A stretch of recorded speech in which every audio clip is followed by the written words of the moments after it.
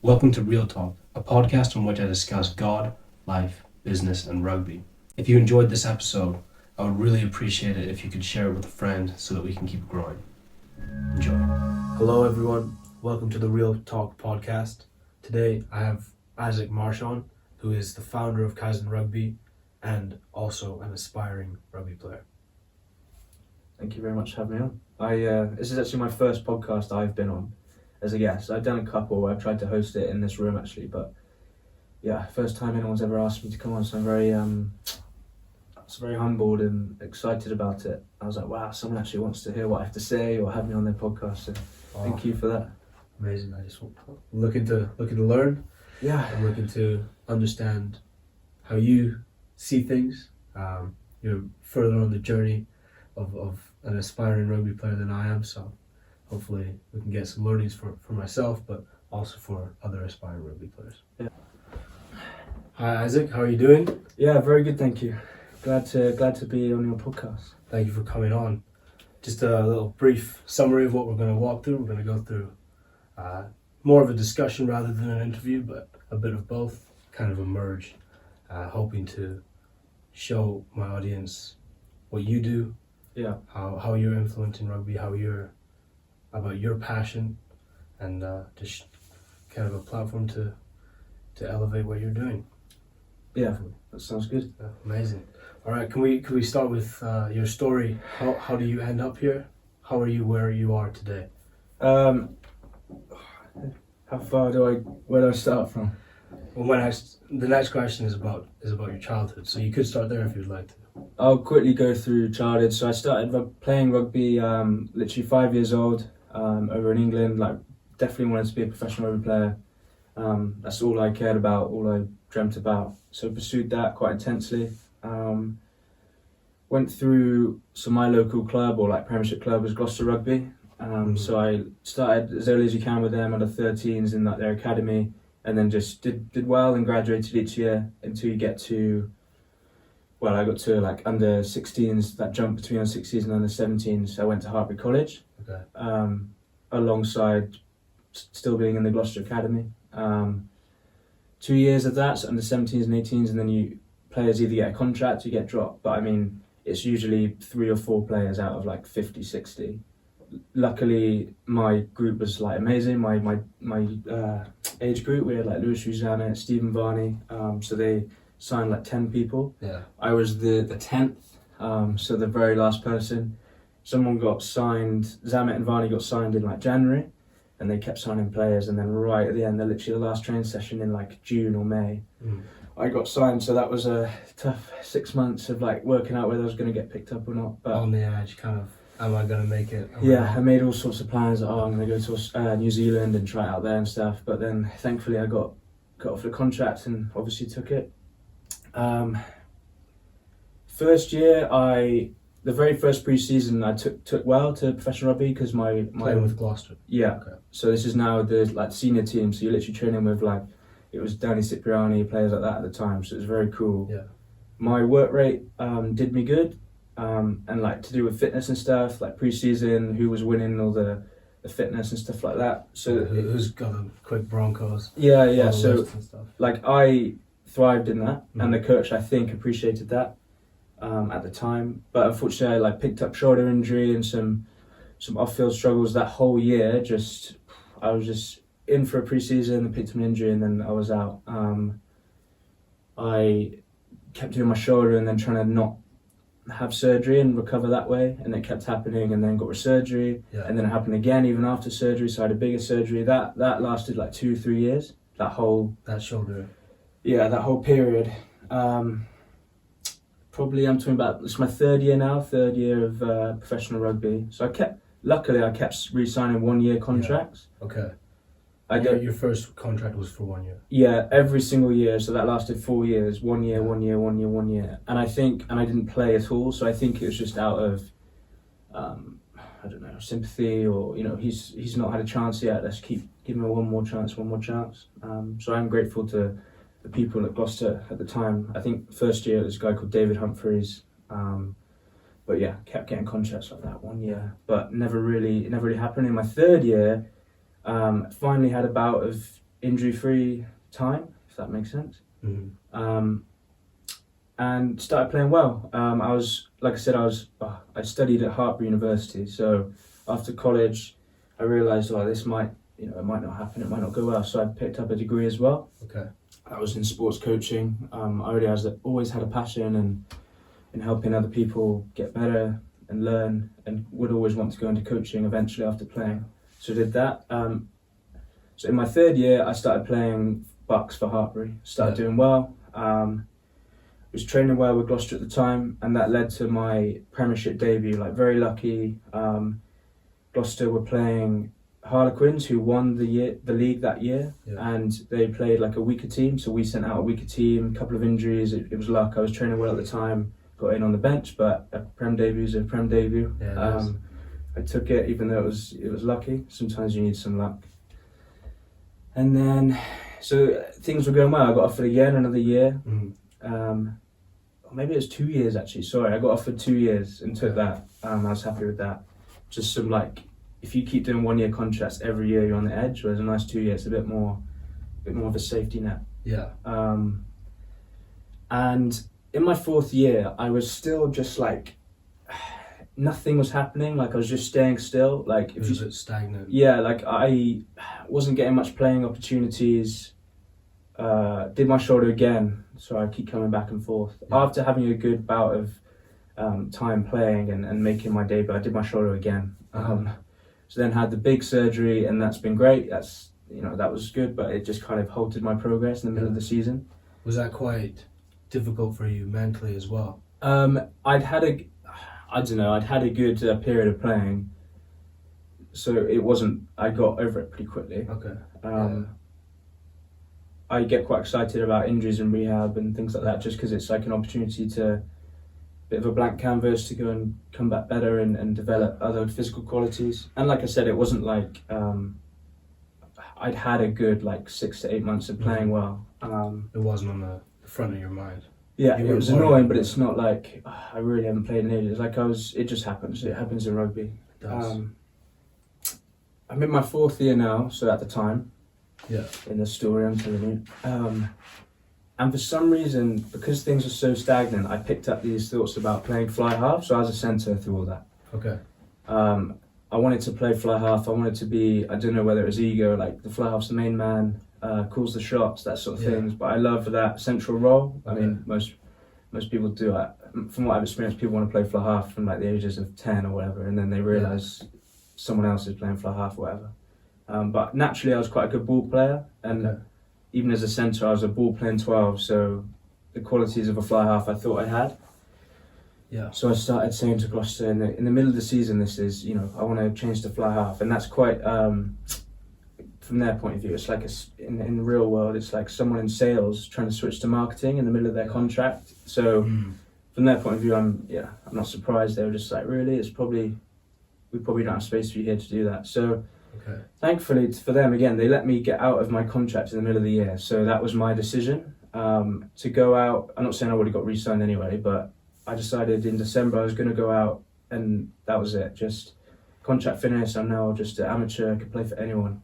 Mm-hmm. So I just had to develop a plan of what to do next. How am I going to go from Premiership Academy centre to now fly half playing for nothing to then try and get back to a good position? Yeah. So I decided Cardiff Met would be a good place because I was living in Cardiff anyway. I was living with my girlfriend at the time, moved in with her in Cardiff. So it made sense, and Cardiff Met is obviously an awesome place for developing rugby players, and the Bucks League I was already aware of has loads of exposure. And if you wanna get noticed and do a degree, Bucks is the perfect place to do that. Mm-hmm. So that's my plan, but obviously I had 6 months between now and then, so I started playing for my local club, but it was the club that was closest to me at home in Cardiff. Yeah. And I had a couple of mates that played there, St Peter's.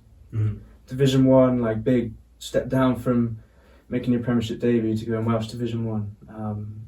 Very eye-opening, a lot of late shots. Like a blonde fly half with tattoos and bright boots. I was... A target. Yeah, the Welsh Valleys didn't like that. Welsh Valley players. But it was good fun. I'm sure the accent might not have Posh English accent. But it was good fun. Like I expressed myself, and to be honest, I did okay, but sometimes I wasn't even starting at that level. Yeah. Don't know why my playing style probably didn't suit. I was always expecting other players to be in positions that they weren't. Like, well, I'll put a ball into a hole, and I was thinking, why aren't they running into it? Those sorts of things. I think I was playing at a different pace for that level. Okay. It's a struggle to adapt. It's very one-out rugby, that level. Like, you just come out, passes to forward, you carry, that's it. Yeah. Where am I in my story? Yeah, but got through that. Finished your degree at... Finished my degree, the bachelor's degree at the same time. So still commuting back and forth. I did actually play a little bit for Hartbury as well. So sometimes I was playing like 2 games a week at fly half, just trying to learn and play as much as I could. Finished season. We actually won the league with St Peter's, so it was good fun. They won and got promoted, and then it was time to start at Cardiff Met. So did pre-season. Thankfully got into the first team pre-season straight away. And I thought I was doing well. I think I lacked things that you need to develop as a fly half through the ages of like your teenage years. So like game management, goal kicking. I was doing as much as I could, but I just picking that up at 23 is probably too late. Right. Not saying I wouldn't have made it eventually. Maybe if I stuck at it for years and years. But anyway, I wasn't getting selected. I was probably like 3rd choice fly half that year. We're talking September, October. I picked up this weird finger injury that was annoying. Anyway, I know it sounds like it's a finger, but it was properly mangled up. I couldn't really use it. Use your fingers to pass. So. Yeah. And I was struggling in other areas. Like I was struggling in life financially. Like coming up professional rugby, I was already living it's not like I was a student house or anything. I was living with my girlfriend, like mortgage to pay. I didn't have money. I ran out of money from the contracts and stuff. I had to get real jobs, real rubbish jobs, like supply teaching. And that's great if you're an 18-year-old, it's a great way to earn some extra money alongside your student loan. But I was 22, 23 with a mortgage. So that's why I started Kaizen Rugby. I'm glad that happened because I wouldn't have Kaizen Rugby now. But it was obviously a way to earn money, I hoped, in the future. But I thought I could create good rugby content that was educational to other people. I obviously saw other people do similar things, like the rugby trainer, people like that make awesome content. I just thought I could give my own different flip on things. I think, the things I really enjoy about rugby is the real details about what holes you should run into, what angles, people call you a nose if you just love rugby, like the angles you approach a ball and goal kick and stuff like that. I wanted to put that out there, and as well as gym stuff, I had a good education around my S&C and was picking up qualifications around that as well. Some trials that you had? Not having money and you wanted to put content out there because you felt as though you could add to the rugby space, which I agree with. So I stopped playing rugby, stopped actually playing. I had a finger issue. I was struggling to get through private health insurance, get the surgery that I needed. So that took months and months, and I just stopped playing rugby. I was mainly focused on, I had 2 or 3 different jobs. I was working in the SU bar in the evenings from 4 till 8. I'd be working at school all day from 8 till 4. So literally 12-hour shifts of different work. And then in the mornings and evenings I was trying to pick up my own training because I still wanted to gym and things like that. But the main thing is, while I was at these jobs, hopefully there's no employers watching, I was working on Kaizen Rugby. So I'd have my laptop out at the SU bar and I'd quickly serve a pint and then go back and I'd be editing some sort of video. So that was a grind, but I was enjoying it. Although I hated the jobs, I was this new passion, this new business venture, my first thing. So I was excited about developing that. I think that got me through that period. When started making money from it in the January, still not playing rugby. This is last January? Yeah, not January, just got on the one before. Okay.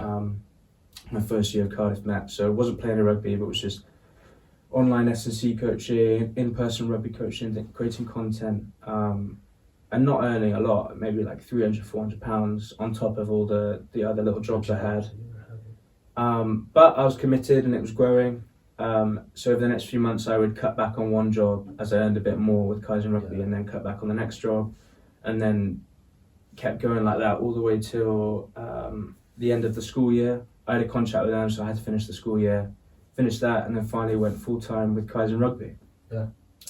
But through that last 6 months, there was like this itch that, oh man, I miss rugby so much. I miss rugby, but I miss playing high-level rugby. The intensity and the caliber that you were playing with. Yeah, and the details and I loved the journey of getting better every day at something. Yeah. Can you expand on that and about Kaizen specifically? Yeah, so Kaizen means continuous improvement. Mm-hmm. It's a Japanese philosophy that, and I know you asked the other day where I picked it up from. I don't actually know a singular moment I picked it up. It would have just been from various books and things like that. Yeah, I got it tattooed on my arm, like it's in my sleeve. I can't remember, maybe when I was 18, 19. So, and I only started this company when I was 22, 23. So it's been a big part of my life beforehand. It's nice that those two are linked up, and I thought it was a cool name. And my girlfriend made a cool logo and things like that. Shout out to her. So, yeah, it all just fit. Shout out Kelly. Come on. Yeah, it all fitted nicely. But I missed, in terms of rugby, that. I love, like, it's what, whether it's anything, a computer game, anything, rugby, training, anything, I get obsessed and love getting better. So literally, Clash Royale, do you know Clash Royale? No, Clash Royale. I would have gone through a period where I was playing that a few years ago. Like, it may last a month or 2 months, but I want to be like the best. I'm watching YouTube videos every single day, like learning how to get better. I love that you can have different tactics and get better each day, and you see your ranking go up. Yeah. Anything. If I start playing golf for a bit, my scorecards have to be constantly going. I'm YouTubing again. Like, how can you, anything. If I get obsessed with the idea for a bit, I'll just, I don't care too much about what it actually is, but getting better is the bit that I love. It's almost a hyperfixation kind of. Yeah. Solely focused on one thing. Focus is very important. Yeah, and it's always changed. Like, obsessions change. Apart from rugby's always been from 5 years old, so I've always loved that. And I was okay at it. I was decent at rugby, so obviously those two go hand in hand. If you're good at something, you're going to enjoy it more. But yeah, I missed rugby through that time. That especially that last 6 months. Started to get the realization that when I decided I wanted to play fly half, I decided in my heart, if I play amateur rugby for the rest of my life, I'll prefer that, playing fly half, because it's more fun for me than playing professional at centre. I know that sounds silly, but at the time I was like that. I was like, I enjoy that part of the game so much rather than the rucks and running into brick walls and stuff as a centre. But with the time away from rugby and having real rubbish jobs, in my opinion, they weren't for me. Supply teaching and things, it's tough, and I didn't enjoy it. Yeah, they didn't fulfill you. Yeah, through that time I realised I didn't care too much about the fly half anymore. I just wanted to get back to high level rugby and improving as much as I could. So I decided maybe April, May sort of time, and with a few friends I was talking to at the same time, just I'm going to go back to playing centre and give it another go. The dream's still there, still want to play professional rugby, but stick with it now, be a centre, because that's your best position, and go for it from there. So, got in contact with Cardiff Met again. I still got 2 more years at that point. So said, look, I'm going to play centre again. Can I, obviously I'm pretty decent centre, especially at that level, come and get me in pre-season, and I'll prove that I should be starting, or the 12 or 13, and then that's it. That should be the route to the dream again, like playing bucks, get exposure, get better. That was the plan. So I was doing everything I could to prep for that. At this point, the jobs are starting to peel back. Kaizen's making more money, and I can train more. Yeah. I kept tearing my hamstring. Like. And it's complicated, isn't it? Yeah, I didn't know at the time, and I've not really experienced soft tissue injuries before.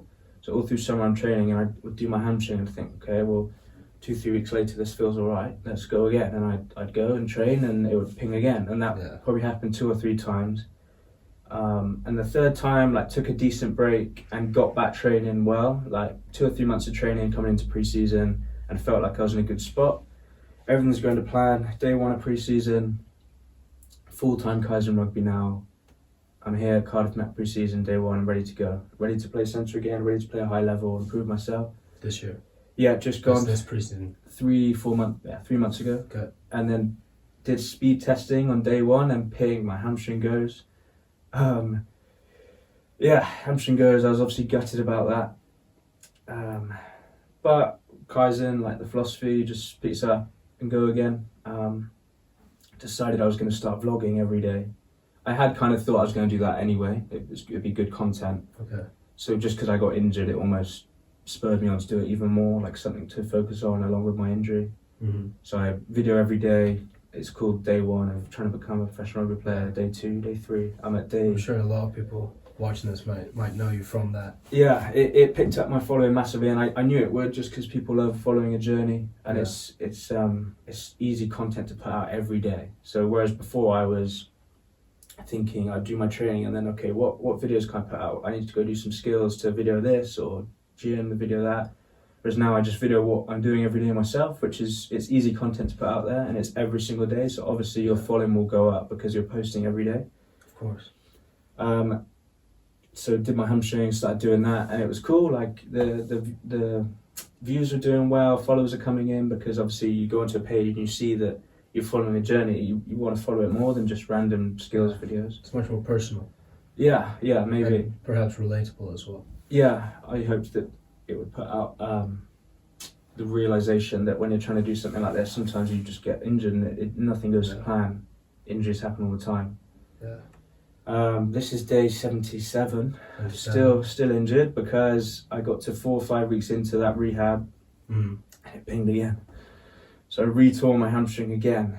That is the 5th time it had gone in the space of 6-7 months. Hey guys, I hope you're enjoying this episode so far. I would like to shout out Penny's podcast studio for letting me record here today. As you can see, it's very aesthetically pleasing and it's a very beautiful room to record a podcast in. If you have a podcast and you either live or are visiting Cardiff, make sure you book in now so that you can secure your spot. The link to get in touch with the owner will be in the bio. I hope you enjoy the rest of the episode. In half of a year, you tore the soft tissue of your hamstring 5 times. Yeah, about 6 months, 6-7 months. Okay. And I wasn't sure I was like, am I ever going to get back? Because when you do that for 5 times, you're just like, what can I do then? It's just going to keep going. So, I searched out a specialist, so he's called Alan Murdoch. He's got a company called Elevate Speed Rehab, and he is honestly a wizard. He's so good. Lower limb rehab, he's amazing. So bought his like online course about rehab. Went to see him like 5 times over 5-6 weeks, and I'm now here. I did get a scan eventually. Things like that are so difficult with private health insurance, and something you don't experience if you're signed for a club, because if you get injured the same day you go and get an MRI. Yeah. Whereas I was not used to that and having to wait months and months. I still couldn't get it, so eventually just paid for it myself, like privately, to get an MRI. Yeah. And unfortunately what's come up is I don't know if it's the whole time, but definitely now I've got T-junction tear. Where is the T-junction? You don't need to put your leg in the air, but middle of your hamstring towards the bottom, and it's where things meet. So the long head and short head of your bicep fem, which is part of your hamstring, meet like in a T-junction fashion. Okay. Which means it's a really complex area because there's some tendons involved and it's getting pulled from all different types of directions. If you're a practitioner or a rehabber, you fear the day that scan comes in because it's such a complex injury and unknown. I've been fighting through research over the last few weeks, and there's just such little research that they only figured out that there's a T-junction and T-junction tears in like 2017, like in the world of rehab and research. So that's what, like 5, 6, 7 years ago. There's not a lot. Relatively new. Yeah, it's unknown. It's a complex injury. It's got such a high re-injury rate. You're statistically more likely to re-tear this injury than actually recover. Yeah. Which is a pretty scary stat, I thought. Something I've realised over the past few days. Like you're 57% more likely to re-tear, which is crazy. Like flip a coin, okay, I'm going to re-tear my hamstring or not. Like you're going to. Yeah. It's tough mentally to get over that. This has definitely been the hardest injury, even after all the shoulders. Yeah. just hardest injury to get over. I'm not there yet. I finished up my rehab with Alan last week and then tried to do some training literally a couple of days ago. I got through half the session. It just didn't feel right. Right. And I don't know what it was meant to feel like. Maybe in my head I was like, I'm going to go there, start sprinting around, rip up, like do amazing, just like I would do a year ago. I just didn't. I didn't want to sprint. I was like, I would catch the ball, do a little step, and then instead of like gassing through a gap, I would just like cruise about 80% because I didn't want to go into it and risk it. I did feel it a bit in my hamstring, but I don't know if it was all psychological or not. Right. It's just reiterating the point that it's a complex injury. I'm not there yet, even though I did some training. It's a challenge and a problem for me to look to solve over the next few weeks. But again, I'm excited by it. Can you swear on this podcast? You can. I won't, but you can. I won't swear. I'm pooing myself. Like, I'm so scared. I'm petrified it's going to go again and tear. Yeah. I can imagine. Yeah. How does you have a tattoo of your favorite quote, which is a smooth sea never made a skilled sailor. Yeah. It's how is that, assisting you through this process? Does that comfort you? Does that console you? Yeah. Does it make you more worried? How does that affect your return? Is it helping you, get through that and that mindset of growth through struggle? So I know you wanted to talk a lot about like philosophy and things like that. I believe, or I read a lot about Stoicism, which is basically a philosophy that you can react well to everything that happens to you. You can turn every obstacle into your advantage, things like that. So I guess I don't believe things. Different people have different beliefs. I don't believe things happen to you for a reason. I don't think that's going on in the world. I just think things happen to you, lucky, unlucky, and then you decide how you react to them, which is a positive way of looking at things, but without the spirituality behind it, that everything's happened to you for a reason. Right. And I completely understand if people believe that. Like that works for you, it's great. I just believe something bad happens, you learn from it and react to it, and you decide which way you react to it. Everything's a choice. Yeah. So a smooth sea never made a skilled sailor. Just that quote means that without all the challenges and the bad things that you interpret happen to you all the time, you can then you wouldn't become you can't grow and learn from those things and become a more grown person, a more skilled person, whether that's you as a person or as an athlete or anything like that. So the choppier the water is, the more skilled you become as a sailor, and that I think that translates in life.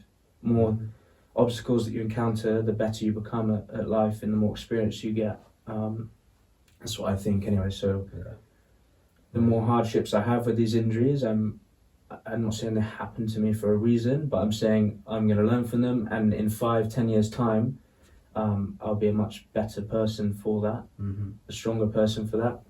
Have more resilience as well. Yeah, and learn more. Obviously, especially with the hamstring, like every time you redo it, it gets harder to be resilient. Yeah. But every time I pick myself back up and go again, I think I'm becoming more resilient. So you match your environment. The more obstacles that you come across, you beat that. And it's I believe, and I actually saw a quote today about a girl called Fionn. She plays rugby. She come back from her ACL yesterday, and she was rehabbing for 18 months. And 18 months. That's crazy. But a quote she put on was, "It's hard to beat someone that never quits." Something like that. You can't beat someone that never quits, which is, I believed in that for a few years as well. Like, how do you just keep getting back up and going again and again and again?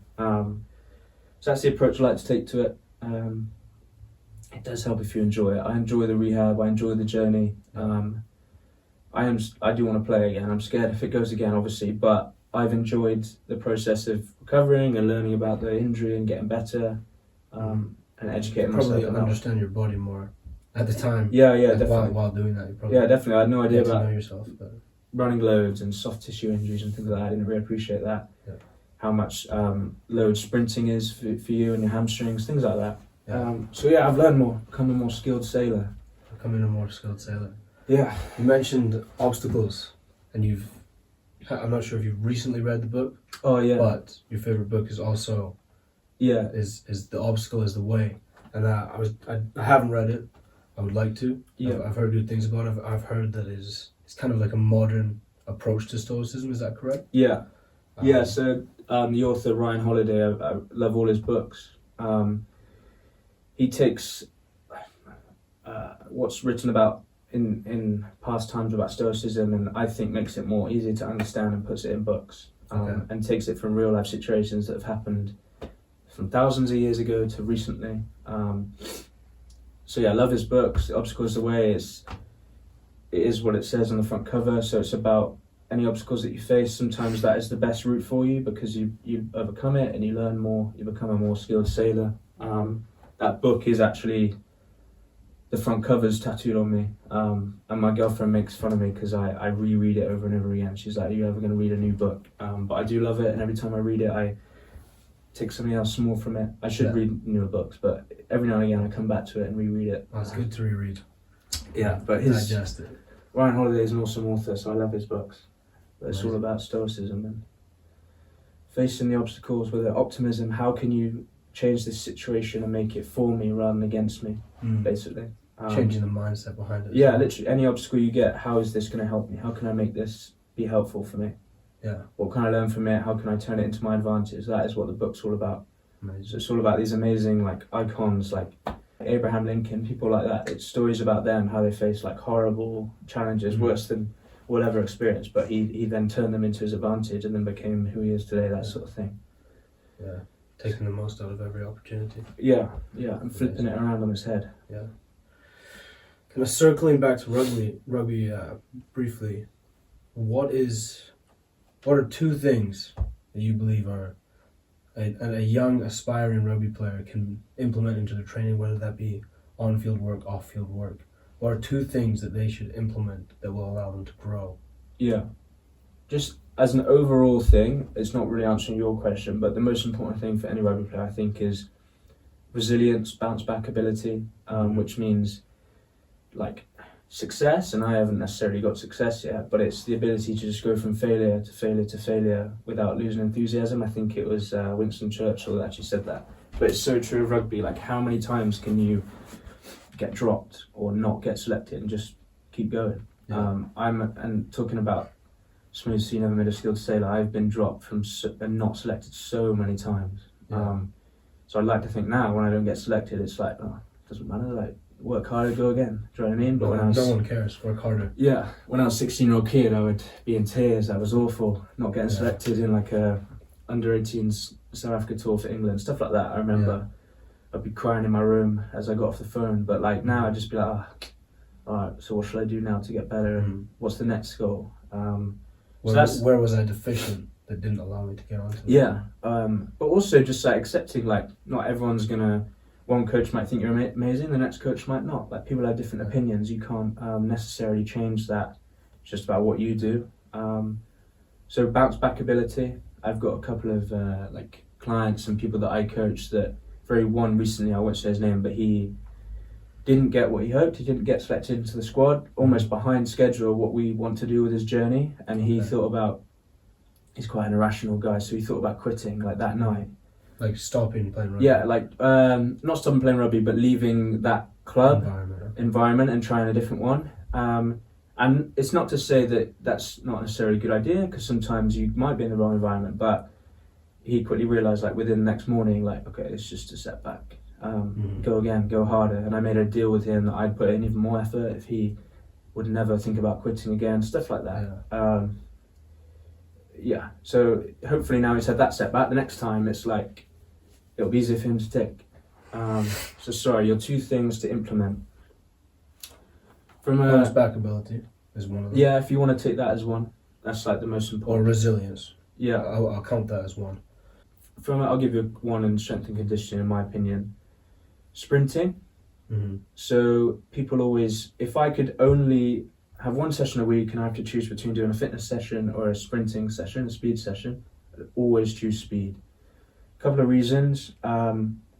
Speed's like probably the quickest physical quality that you lose. So if you don't sprint for like 5 to 10 days or whatever, it will start decreasing. Right. Whereas fitness and like fitness, for example, would take a month at least. Right, your aerobic capacity. Yeah. Is that what you mean? So, and that's one reason it loses its physical quality the quickest, speed. Another reason is for hamstrings and not tearing your hamstring and injuries like that. Sprinting is the biggest thing that stresses them. So to keep them adapted and growing and used to sprinting, you have to also sprint. Yeah. And the other thing, you have to actually sprint to get faster. I'm just rambling at different reasons, but not enough people do it. So in amateur rugby, even semi-pro rugby, I see it like not enough people are putting sprinting into their week. And it's just do one session a week, or a little bit before your rugby session, a little bit before the second rugby session of the week. But sprinting, like getting a couple of accelerations, some run mechanics, and then a couple of top end velocity sprints. Okay, that's So, longer. Like just hitting your top speed. So it might be 40 meters. Okay. You hit your top speed, done. Do that 2 or 3 times, and then that's it for the week. Now you have one of those catapult. Yeah, that GPS trackers. That's not mine. That was okay. that was Alan's, the physio, the S&C practitioner that I went to. Do you have any tips for finding your top speed if you don't have these GPS trackers? I mean, I guess you could literally just have someone test it with how fast can you get 40 meters done. Yeah. It's hard to know whether you hit your top speed. What I probably mean by top speed is your max effort. So are you sprinting 100%? If you've hit that point in the 40 meters, then you've ticked that off for the week and you've hit that stimulus for the week. So that's, for all those reasons, you should be sprinting at least once or twice a week and have that in your training plan. Okay. I'll give you one for rugby. The amount of players I come across that can't pass. Yeah. Catch and pass is so crazy. Like run, catch, pass. Simple. Yeah, again, one of my clients that I picked up, he physically was obsessed with getting better and gym scores and things like that. Like massive tackler, like rucks. He's a back rower.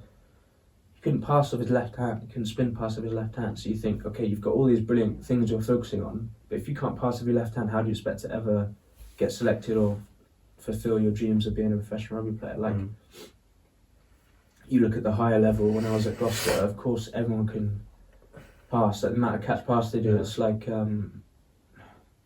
obviously the backs do more, but all the forwards with their tip passing and just the basics, catching off chest, being able to pass at least 5-10 meters, spin pass perfectly at speed. Yeah, they do it every single day at the highest level, like just basics. One of my good friends plays for Gloucester. He's starting at the moment at blindside flanker Jack Clement. His hands are unbelievable. Yeah. It did help that he was a cricket player. But yeah, passing. So cricket players, at least in their youth, when they grow up and have become rugby players, in my experience with them, they have such great hand-eye. Yeah, definitely. Hand-eye coordination. A big thing around youth development is playing as many sports as you can. Yeah. So when and if I have children, or when I have children, they'll all be playing loads of different sports. Yeah. Not because they have to become world-class athletes, but if they choose to enjoy a sport, they'll have the base of all sorts of different sports and different skills, because that'll be best for their development. So that's a big thing. Nice. So I guess that point is the basics of catch and pass. Like, it's such an easy thing to practice with a bag of balls and a post, or one partner and one ball. But just do that for a little bit, little and often, every day. I remember all through school and stuff, I was practicing it all the time. Sprinting at least once or twice a week. Okay. Practicing the basis of catch and pass. Like, can you spin pass off both hands? So it's the basics. Yeah. It's the mastery of the basics. Yeah, and then overall bounce back ability and resilience. This last point on passing, I'm coaching an 11-year-old kid every week at the moment. And at the start of our time working together, he can't pass with his left hand, and I didn't expect him to. Like, he's young, but his argument all the time was, I'm going to be playing on the left wing or the right wing. Why do I need to pass off my left? And I was just, it's hard to reason with an 11-year-old, but I said, go and watch any winger and see if they can spin pass off both hands. So thankfully now I've started to persuade him more that he needs to practice off both hands. But yeah, passing, sprinting, and bounce back ability, resilience. Amazing. You do a lot of work with youth in Cardiff, Gloucester areas, I believe. Yeah, mainly and Bristol as well. You would go. Yeah. You do a lot of work with youth to do with rugby. What is your goal with Kaizen Rugby? You started out as a means to have some money, some extra money, and doing your passion. It's now taken off. Yeah. And where do you plan to go with it now that you're on that road? The dream in 10 years' time is always, and I don't know if I've ever said this before, is to have like a cool warehouse, a Kaizen Rugby warehouse that's got like a gym, an indoor, half a pitch, indoor like astro facility. Yeah. And then people can use that like Kaizen Rugby Academy. So kids are coming in every day, teenagers, just players that want to semi-pro, amateur, even professional if you want to use that space. And I've got a group of coaches, and there's just loads of stuff going on there, like development. Nice. It's a cool Kaizen Rugby HQ. Cool place to be to learn and develop rugby. From a social media point of view, I'd like to be the most followed. A goal of mine is to be the most followed rugby, not rugby page, because there's people with millions, but like rugby coaches page. Yeah. A couple of big guys to compete with, like the rugby trainer. But it's something I aspire to. He's been awesome with giving me advice and things like that. I've done some videos with him. Mm-hmm. But yeah, that's a nice thing to aspire towards, because I enjoy putting content out there. And more recently, it's been more about my journey and a bit more personal, which is cool. So I'll keep doing that and hope the page grows. I know money is a bit of a factor, because it's nice to have money, and it's so as that grows, things are starting to be more of like content creation, so like brand deals and things like that. Okay. So the more followers you get with that, the easier it is to turn that into money, to basically. monetize it, yeah. But the Kaizen Rugby HQ would be a cool thing to have. Amazing. And have the ability to then like influence and help with the development of loads of people, because a lot of my coaching is online, and you can only have so much influence on them. Right. Is it quite limiting in that way? Yeah, you're not there with them to say, okay, you need to lift a little bit better this way, like the technique. You can't give energy to the session, it's all got to come from them, so there's definitely limitations from that. And then in terms of having my own space to do coaching, that would just make things easier. Rather than running around everywhere. Yeah, and lugging all the kit out of the car onto the boggy pitches. So it'd be cool from that aspect. I see. In terms of success as a rugby player, and on the road to becoming a professional rugby player, what do you think is more important? There's two things I'm going to ask you is, which is more important? Tenacity and the ability to outlast, or ruthlessness and the ability to outwork? Or, as a caveat, is it somewhere in between? A mix? You answered yourself a little bit. It probably is somewhere in between.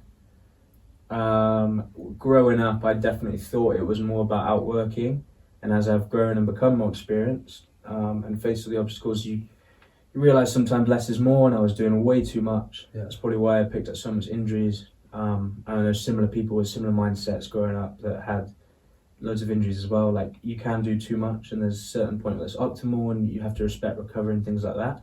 So that's the kind of things I associate with outworking. So it is somewhere in the middle, but it's probably leaning more towards outlasting.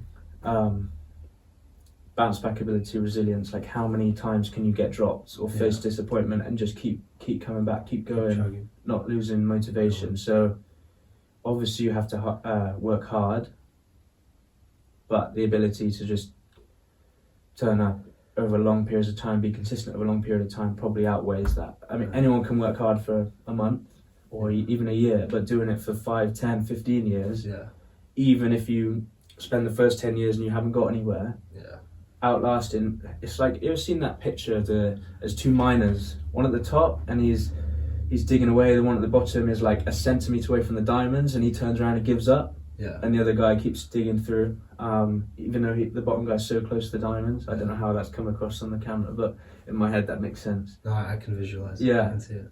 I might put it up on that. It's the point, like, they're both working hard, but the guy that is outlasting him will get to the diamonds, even though, or maybe the bottom guy works hard and gets to one diamond really early on, and he's worked really hard. Maybe the other guy spends 10 years digging and doesn't get anywhere. If he gives up, he gets nothing. If he keeps going, he might get a bag full of diamonds.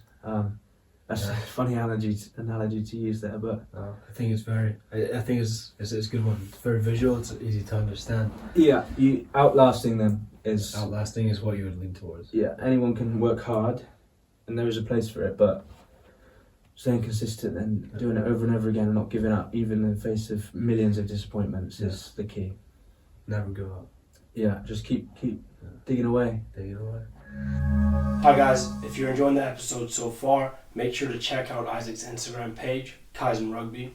If you like the content that you see, share it with a friend. This way we can help him in his goal to becoming the biggest page for a rugby coach. Visit the Kaizen Rugby website where you'll be able to get information about Isaac's coaching, how he can help you in your journey to becoming a better rugby player. With that said, I hope you get value from the rest of the episode. Enjoy. I guess we may have touched on this a little bit already, but also in becoming a professional rugby player or a professional in any endeavor or area of life, do you think there's an element of luck at play, or do you solely reap what you sow? So much luck involved. Yeah. Unfortunately, the right place, the right time. Like, I've worked hard for 20 years to try and play in the Premiership rugby and fulfill that dream. I only got it really because at a certain point I was fit, had a good few weeks of training. Gloucester happened to be playing a weaker team against the best team in the league at that point. There happened to be a couple of injuries in my position, and I happened to sneak my way onto the bench. Yeah. That is luck. I've been going at it for 20 years, yes, but at that time it was the right place, right time, and that's just the way things are. Which is unfortunate, but you have to work hard to constantly be ready for an opportunity. Okay. But yeah, to answer your question, there's so much luck involved. I mean, you might be born into a really well-off family with great facilities, and your parents help you grow and develop in the right way, and then you're born into. There's a book called Outliers. I don't know if you've read Outliers. By I can't remember. Malcolm, maybe. Malcolm Gladwell. Yeah. Yeah. And he talks about that. Like, sometimes you are just born into an environment where you can pick up all the hours of development, things like that. Yeah. Or it's actually like if you're born in January, from a England rugby point of view or international, you then get 2 years of being able to play. So one of the reasons I didn't get selected for England under 18s, obviously because I wasn't good enough, that's what happens. But what didn't help is I was born in December. Okay. It's quite hard for me to explain, but you're more of an advantage if you're picked. The year went in selection from January to December rather than school years. Yeah. So being born in December, I was being pitted up against people in January who were the year above me in school. Who had an extra year of experience. Yeah, so they were 11 months older than me. But you were in their age group. Yeah. For the England rugby selection, but not in a school year. Yeah. Whereas if you're born in January, you're being pitted up against people 11 months younger. Yeah. So that's just an example of luck. Like, Yeah. if you want to develop world-class athletes, try and help them be born in January to February, March, rather than December, November. Amazing.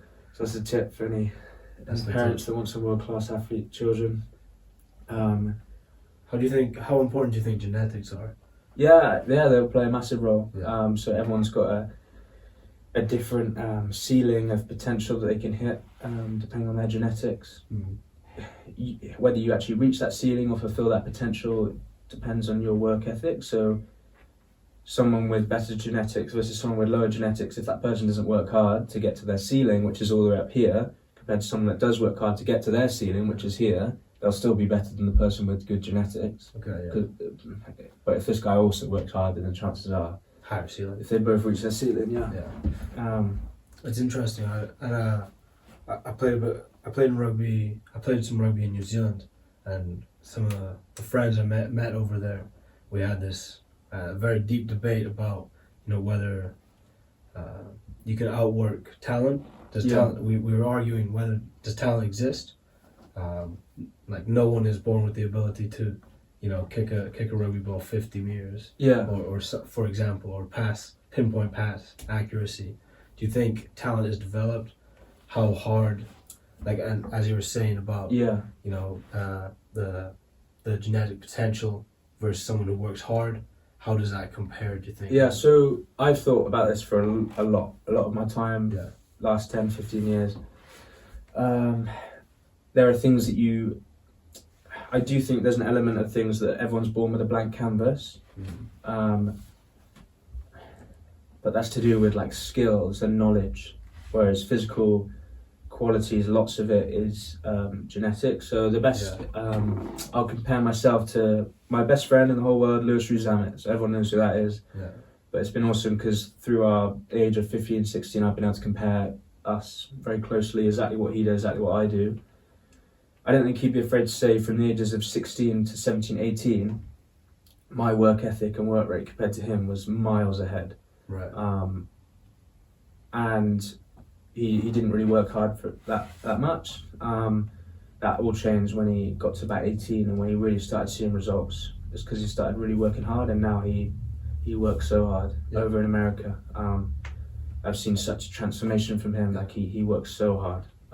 That's cool to see your friend going through. Yeah. Like and developing. And to be honest, I was working too hard, so we've definitely balanced each other out. Like he's taught me how to relax a little bit more and appreciate recovery and have a bit more of a balanced lifestyle. So there's all sorts of advantages and disadvantages. But my point is, his physical qualities got him into the room. So probably why he got a contract and why he got picked up. So his physical qualities, his speed, etc., and his athleticism would have got him that contract, the first contract, or into the Wales squad first. Yeah. But then once he started working hard and developing his skills and his rugby brain, that's what made him get to the starting Wales winger, all the tries he scored, the Lions selection, and now in the NFL practice squad. So the physical qualities that he was born with definitely gave him a head start and a good leg up, but he wouldn't have got to where he is now without the hard work, with all the skill acquisition and things like that. So yeah, it's like that. I mean, also it's the environment. So once he's in that environment of training around Lions players and 100 cap internationals, you then start taking all that knowledge and information and development that he gets and all the coaches and the training sessions that I've never been exposed to. So the fact that his athleticism got him into the door, he's then filled with all this new development and knowledge and opportunities. Yeah. He then learns and gets higher and higher. Yeah. He's obviously a much better rugby player than I am now, but maybe 16, 17 I would have said I was better. But then maybe you look at something like catch pass, whether he agrees or not, I don't care. I think I've got a better catch pass than him because of the amount of hours I've put in. And catch and pass probably isn't something that you're born with or not. Like that is blank canvas, skill acquisition, work ethic, and I've put in hundreds and hundreds of hours of that, probably much more than him. So I think I've got a better pass. Right. Whereas now, probably understanding rugby or literally anything, maybe even kicking, because he's done so much of that, like high balls, all those skills, because he's done so much more than me of that. He's way better than me at that. And then rugby as a whole, because of the training and development that he's had, he's much better than me at rugby because he's worked hard for it. But yeah, I'm trying to figure out if I've answered your question. I think you have. The physical qualities. You do reap what you sow. Yeah, but the physical qualities means you have a higher ceiling for one. He's got a much higher ceiling than me because he's got all the speed, etc., to come with it. And it gives you a head start, and it might get you in the door. So your talent, I think there is such thing as talent, gets you in the door. But then what you do after that is up to your hard work. And comparing, I think football's a good one. Obviously, you're born with the physical qualities of athleticism and speed and power, but football's such a skill thing. Like football is in soccer, so it's like so skill based. And I think people like Messi and Ronaldo, like the hours, their development will just come from how they worked for it. Compare like Ronaldo to someone else who's also very fast and physical, it would be Ronaldo's hours that he put in that got into that. Yeah. This is my opinion. I don't know too much about the research behind it. Yeah. But yeah, to sum up, your physical qualities and talent is a thing that you're born with or not. It can be developed, but different people have different ceilings. And good physical qualities might get you in the door, but you won't get anywhere else unless you have the hard work. And that's what got Zamet from his first contract to everything he's done now. Amazing. You mentioned... the, bounce back ability of rugby players and how important that is. Yeah. You know, to be able to bounce back from injuries and bounce back from setbacks and different things that are happening, you must be disciplined. It's perhaps more general, but how can someone become more disciplined?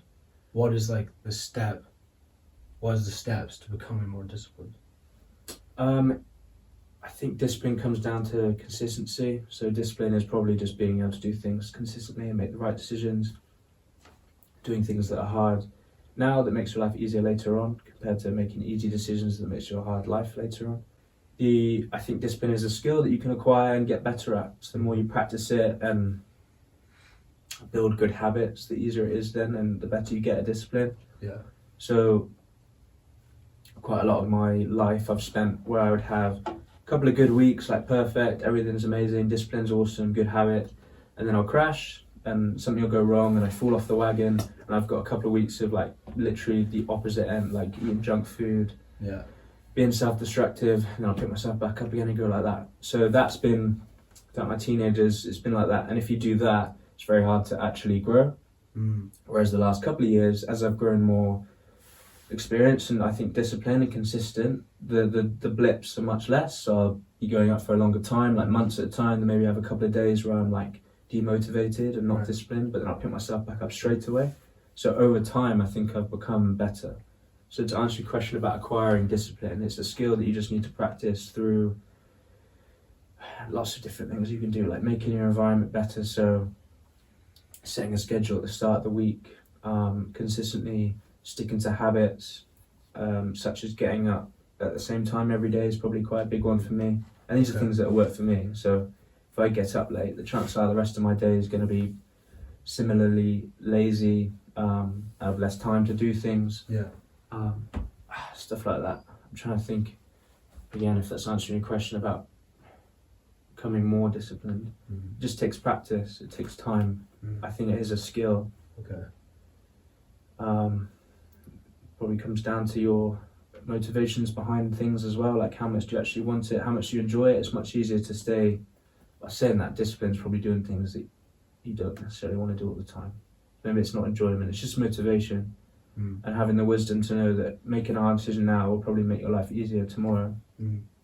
If I got up this morning early and started getting things done and prepared for my week, tomorrow would be so much easier than if I lay in for ages, didn't bother doing much, and then I've got to catch up tomorrow. Like, that's what I think discipline is. Doing what you don't want to do now. Yeah, sometimes you want to do it, sometimes sometimes you want to do later. I think it's just something you have to practice and get better at, acquire knowledge by reading, listening to podcasts, anything.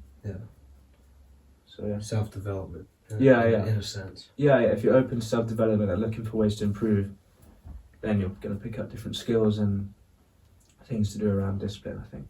Amazing. How can people watching the podcast at the moment, how can they support the growth of Kaizen Rugby? What can they do? What's an actionable thing that they can do to help support Kaizen? That's a tough one. I guess like following the journey obviously helps, on social media and things like that. If you enjoy the content, then recommending it to someone else, like if one person recommends it to a friend, then everyone does that, like obviously that'll help me grow. But in terms of like actually coming on board with coaching, it has to be right for you. Like it's quite specific. You have to be someone that really wants to improve. You have to be able to afford it. You have to be obviously playing rugby really. Stuff like that. But yeah, I guess just supporting. Same as most things, like recommend it and support, I guess. Recommendation. Yeah. Follow the page, recommend it, give it to a friend. Amazing. Going back to discipline on it, and I know I'm on the podcast, but about you, I turned up at Cardiff Met the other day and Iain was out early in the morning getting sunlight. I mean, that's good for you. You might want to stay in bed in the warm, but you were out in the morning, I think it was cold, and you were getting the sun. It was warm. And you were getting the sunlight in because you know that's going to affect your health in a positive way, because you've been open to self-development, looking for ways to do that. You've realised that early morning sunlight is good. And that definitely impressed me, and that's probably a really key indicator of discipline and consistency. I bet you had a good day. It was a great day.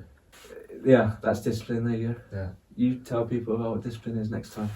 Okay. because you're actioning in it. Okay. I will.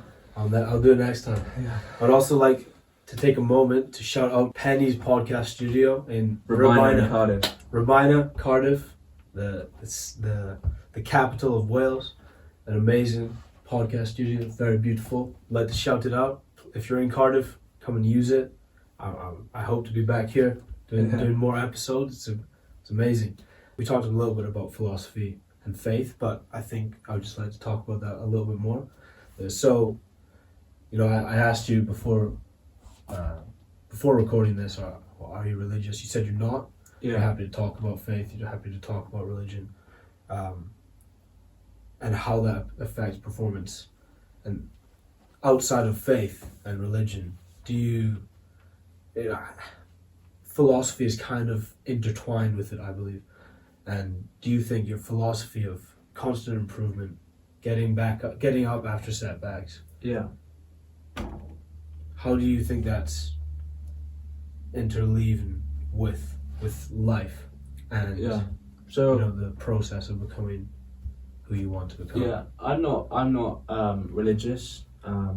Most of my family are very religious. Most of them Christians. I grew up around it. I just, for whatever reason, just don't believe in any religion. But I'm massively respectful of everyone for their each individual beliefs, whatever religion it is. Like, everyone has their own beliefs and everyone's different, and that's awesome for them. My understanding of it is religion is massive for athletes if they are religious, and not just athletes but everyone, because it gives them a sense of purpose and belief that there's a higher power, and their God is working for them, and that they are trying to be a good person and make good moral decisions depending on their religion. Mm-hmm. So in terms of overcoming things, it's like, I guess it links a little bit with some of the philosophies that I believe in, but it's like, I know a lot of Christians, if they come up with a challenge comes to them, they think about it in a way that God's challenging them to then grow as a person, and that they should stick with their faith and stick with God to then, to overcome that obstacle. So it's kind of, when you say it's intertwined with philosophy, it is, I think it's the same, but more for me just to grow as a person rather than having any God involved. Alright. But I don't know if you relate to that. You're obviously religious. Yeah, I'm a Christian. I mean, but I do think it's also interleaving in that way. Yeah, I would agree with what you just said. But does things I'm saying kind of relate to you? I mean, I'm coming from a place of not religion, but my interpretation that a Christian's God is very helpful for them in that way, and they believe that there's a higher power, and that it's helping them overcome obstacles. What do you think about that? I think the philosophy of character development and constant improvement, although it can be seen as a silo, separate from religion. Yeah. If you have you have character development over here, you have religion over here. I think they don't need to be together, but one can aid the other. Yeah. I think it can make it a lot easier for your character development of being disciplined, because to be a religious person, it takes discipline. Yeah. If you're not, for example, for a Christian, if you're not reading your Bible every day, if you're not praying every day, which takes discipline, whether you want to do it or not. Yeah. It takes discipline, and I think the character trait of being disciplined aids it, and the other way around. Yeah. I think the faith and your philosophy of going back to a higher power, or God, for myself, going back to God to remind you of that discipline and why it's needed, I think they can work together to become one. Yeah. In that sense. But I understand how you don't necessarily need both of them to have that them was individually. a much better way of saying what I was trying to say. Okay. I understand how it works for people, religious people, and how it's massively beneficial for them. Yeah. I respect that and enjoy seeing that. Yeah. So you're talking about your philosophy. Obviously, Kaizen in itself is a philosophy, the philosophy of constant improvement, or improvement every day. Is there anything else that surrounds your philosophy? What is Isaac Marsh's philosophy for life? I think, well, obviously I've talked about continuous improvement. I've recently picked up a passion and a bit of a purpose, I think, in myself in helping other people realise their potential and get better. I mean, that's effectively what a coach does.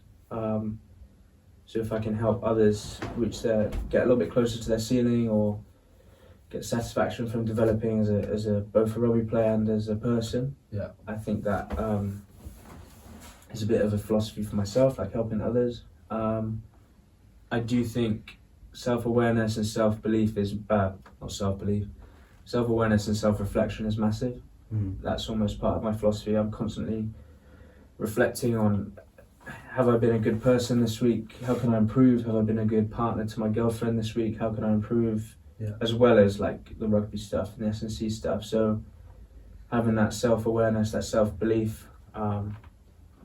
I'll be thinking about this podcast later, and how did I come across, or how did I influence others? Was I probably too arrogant, or things like that? Like You like to be reflected. Yeah. So self-reflection is massive, I think, and yeah, I guess that would be a big part of my philosophy. Okay, cool. I like that.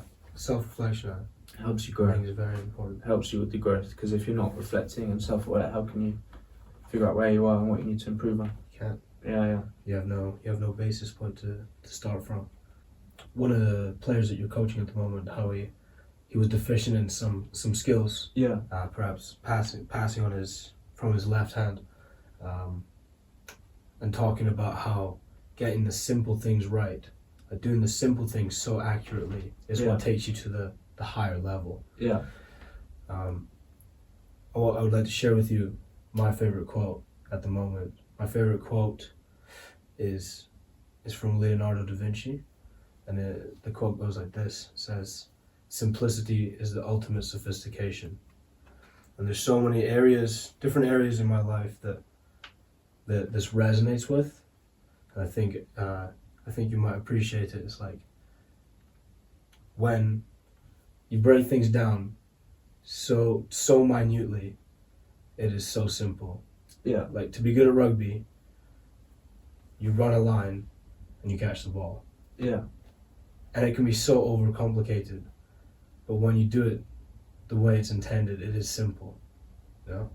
I just wanted to hear what you had to say. Yeah, definitely. That quote definitely resonates to me. It could be, I mean, like you say, you can involve that with anything. Like the amount of players I coach that are seeking ways to improve their recovery, for example, or their physical development. Yeah.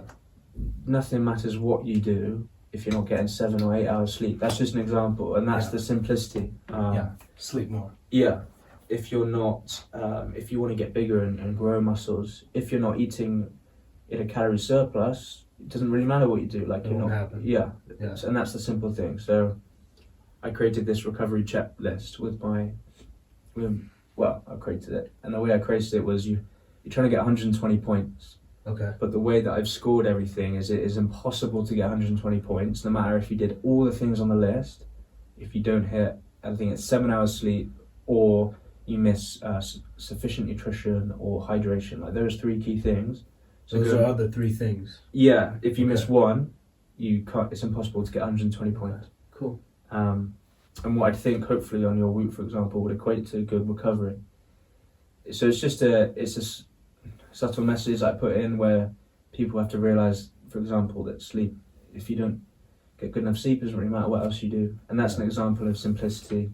Going back to that, so it's like that player, if he can't pass off left hand, it doesn't really matter if he can do X, Y, and Z, or how much he squats or whatever. Like, if you can't do the basics, then you need the basics to have a foundation. You can't skip those things out.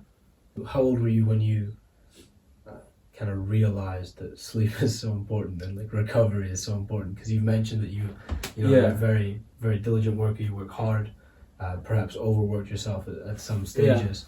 I always appreciated sleep, etc., because I was always into strength and conditioning and research and knowledge and things like that. So I appreciated sleep, but probably, I guess recovery and finding that up to amount to do, probably not till like 20, 21. Yeah. So for the 10 years prior to that, on a rest day be thinking, oh, this rest day is not good enough because I should probably go out and do some kicking and passing and extra skills, when actually that is counterproductive.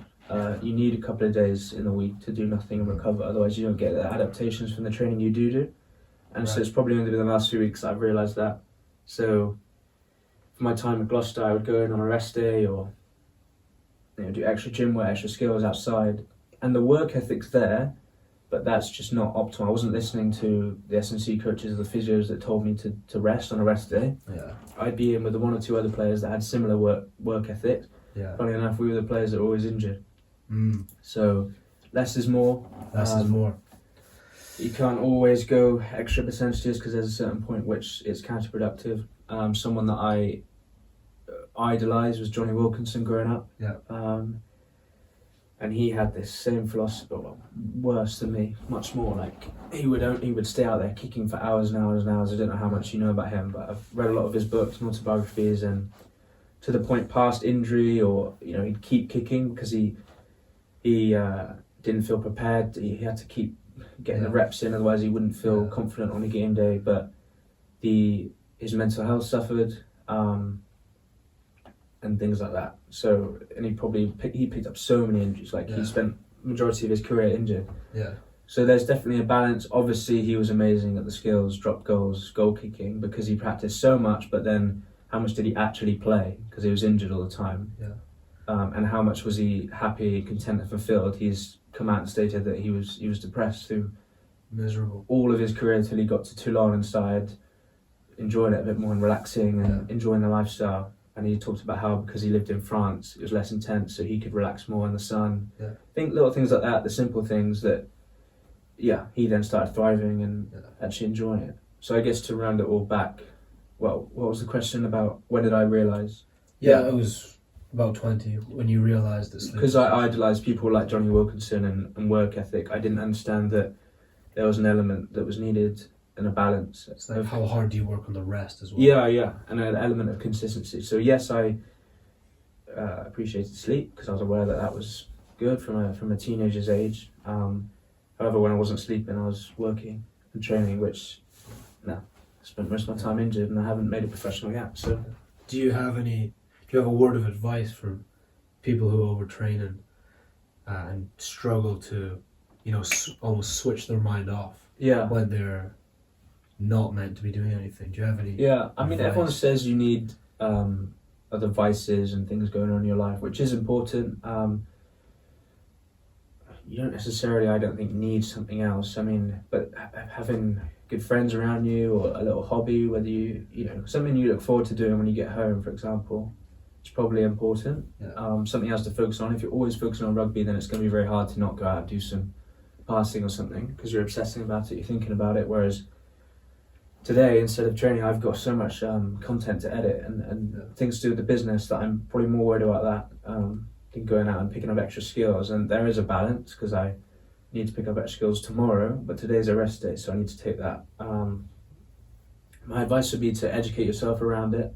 If you don't know how training works, and what I mean by that is to train, you break muscle down, for example, if you're talking about gym work, and then you have to let it recover and adapt to build back stronger. If you don't know about that process, then you're always just going to think, okay, I need to keep breaking it down, training, which is probably something I did as a teenager. Whereas now I understand, like, if I didn't recover for a day after gym work or whatever, or give myself 48, 72 hours after a leg session before I do it again, there's no point in me actually doing it. In fact, I might actually get smaller or weaker because I'm not recovering. And that's a physiological knowledge aspect. So my advice is to acquire knowledge around the area. Another thing, if I could go back and learn about, or go back and change things, it would just be to listen to people more. So if I was at Gloucester, for example, 18, 19, and I had that work ethic, but people that are like head of S&C at Gloucester, so they've got, compared to my knowledge now, they've got trillions times more, they would be telling me to stop or whatever. And an 18-year-old kid wouldn't listen because he thinks, oh no, I'm just going to outwork everyone. There's a good element of that because you've got the work ethic. But so the advice is listen to people that are more knowledgeable than you. There's a reason they're in those job roles and they've got their PhDs and stuff, so listen. Have the humility to listen. Yeah, and it's understand that tough. It can be very difficult. understand that you don't know best always. You don't always know best. Like, you've got a good idea of your own self and individually, but you don't always know best. So yeah, the advice is to understand that better is to acquire the knowledge and listen to others more. Amazing. That's great. If you enjoyed this episode, I would really appreciate it if you could share it with a friend so that we can keep growing. Keep killing it. Have a good day.